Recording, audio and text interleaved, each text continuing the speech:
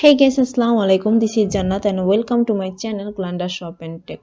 So আজকে আমরা এই কোডটি পুরো ডিটেইলসে জানবো। এখানে কোথায় কিভাবে ইউজ হয়েছে সে সম্পর্কে আমরা জানবো। সো এই কোডটাকে আমরা আগে ইন্ডিভিজুয়ালি ভাগ করে নিই।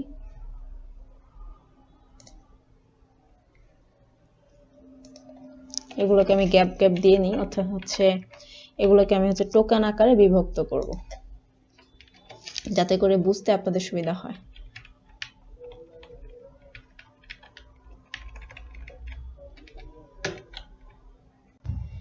এটি হচ্ছে সি প্রোগ্রামিং এর বেসিক বিল্ডিং ব্লকস। এই যে আমরা কোডটি করেছিলাম, আমরা এখানে ইউজ করেছি আইডেন্টিফায়ার, দেন স্ট্রিং ভ্যালু, এছাড়া ইউজ করেছি কনস্ট্যান্ট, দেন ইউজ করেছি সিম্বল।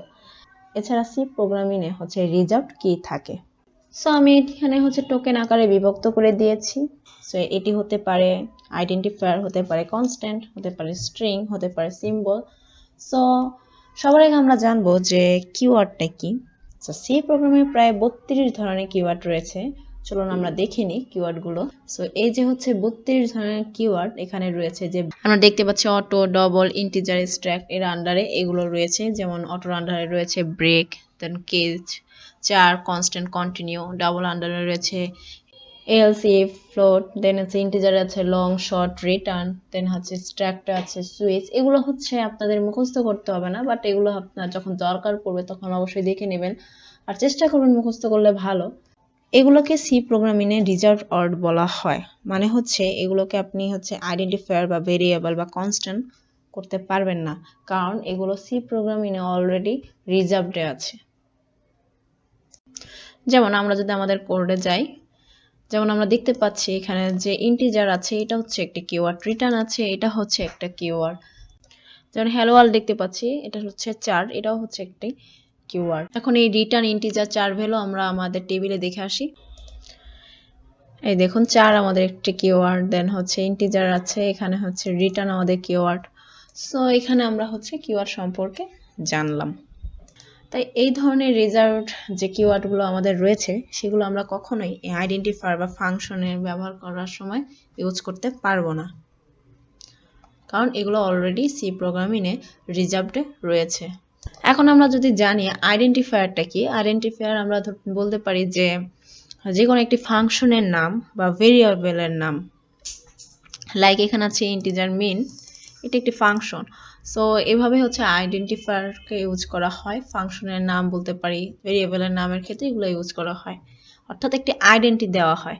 যেমন আমার আম্মু যেমন আমাকে ডাকে জান্নাত বলে, সো এটি আমার আইডেন্টিটি। তেমন ফাংশনের একটি আইডেন্টি দেওয়া থাকে বা ভেরিয়েবলেরও একটি আইডেন্টি দেওয়া হয়ে থাকে, যাতে করে আমরা ফাংশন বা ভেরিয়েবলের আইডেন্টিফাই করতে পারি নামের মাধ্যমে। আই হোপ আপনারা আইডেন্টিফায়ার থিওরিটা বুঝতে পেরেছেন আমি কি বলতে চেয়েছি।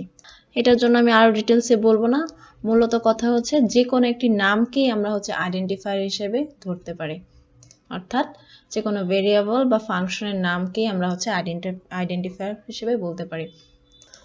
এরপর আমরা ইউজ করছি এই সি প্রোগ্রামিং এ যে সেমিকোলন, অর্থাৎ সেমিকোলন ছাড়া আমাদের কোনো একটি লাইন পূর্ণ হবে না। যে কোনো একটি লাইন পূর্ণ করার জন্য আমাদের সেমিকোলনের প্রয়োজন। এখন যদি এটাকে আমরা একটি লাইনে নিয়ে আসি, সো দেখুন এটাকে আমরা একটি লাইনে নিয়ে এসেছি। সো একটি লাইনকে পূর্ণ করার জন্য আমাদের অবশ্যই সেমিকোলন ইউজ করতে হবে। সেমিকোলন ছাড়া কিন্তু আমাদের কোডিং কখনোই রান হবে না, কখনোই আমাদের এই প্রোগ্রামটি রান হবে না যদি আমরা আমাদের যে কোনো একটি লাইনকে সম্পূর্ণ করার জন্য সেমিকোলন ইউজ না করি। এরপর 0, এটি কনস্ট্যান্ট। সো কনস্ট্যান্ট কিভাবে বানাতে হয় এটা আমি সামনে লেকচারে বলে দিব। এরপর আমরা দেখতে পাচ্ছি যে হ্যালো ওয়ার্ল্ড, এটি একটা স্ট্রিং লেটারে আছে। সো এখানে আমরা স্ট্রিং ব্যবহার করেছি। এটি 4 কিওয়ার্ড, আর এটি কি, এটা আমরা সামনে জানতে পারবো। 4 সম্পর্কে আমরা সামনে কথা বলবো। সো এরপর আমাদের বিভিন্ন ধরনের সিম্বল ইউজ করতে পারি। সাপোজ এখানে আমরা লিখতে পারি scanf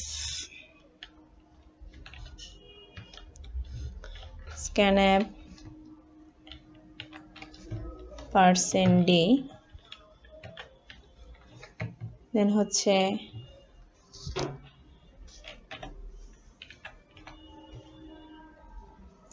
সো এগুলো হচ্ছে সবগুলো হচ্ছে সিম্বল। এই সিম্বল ইউজ আমরা করতে পারি।